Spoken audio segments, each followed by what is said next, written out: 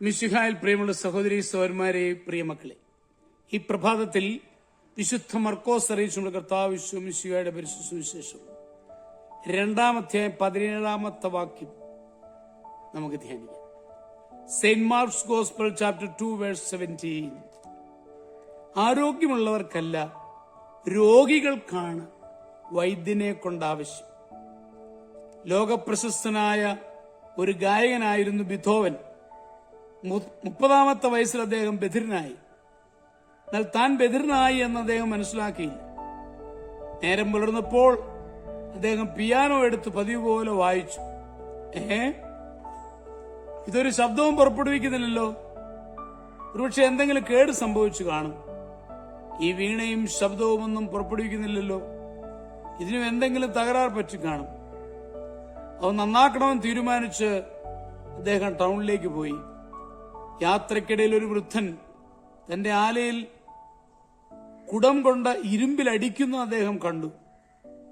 പക്ഷെ പഴുത്ത ഇരുമ്പിന്മേൽ കുടം വന്ന് മുട്ടുന്നതല്ലാതെ അവ ശബ്ദമൊന്നും പുറപ്പെടുവിക്കുന്നില്ല.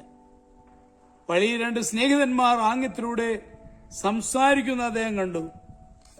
അവർ ബധിരരായിരിക്കുമെന്നാണ് പാവം ബിഥോവൻ കരുതിയത്.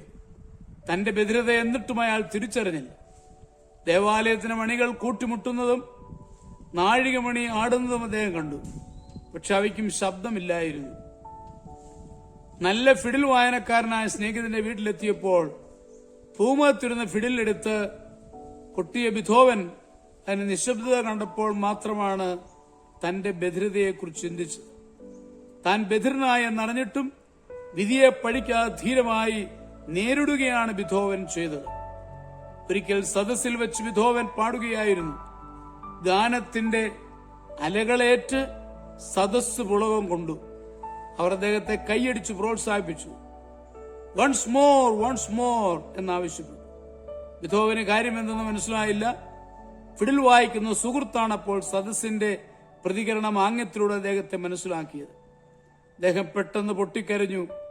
പിന്നീട് ഒരിക്കൽ കൂടി ആ ഗാനസുധ അവർക്കായി പരന്നൊഴുകി. അതെ, അനുഭവമാണ് ഏറ്റവും നല്ല അധ്യാപകൻ. പക്ഷെ അത് മറ്റാരേക്കാൾ ക്രൂരമായി നമ്മെ പഠിപ്പിക്കുന്നു. നമ്മുടെ കർത്താവ് മിശിഹായുടെ കൃപയും പിതാവായ ദൈവത്തിന്റെ സ്നേഹവും പരിശുദ്ധാത്മാവിന്റെ സഹവാസവും പരിശുദ്ധമ്മയുടെ മധ്യസ്ഥതയും നിങ്ങളെല്ലാവരോടും കൂടി ധാരാളമായിട്ടുണ്ടായിരിക്കും, എപ്പോഴും എപ്പോഴും എന്നേക്കും. ആമേൻ.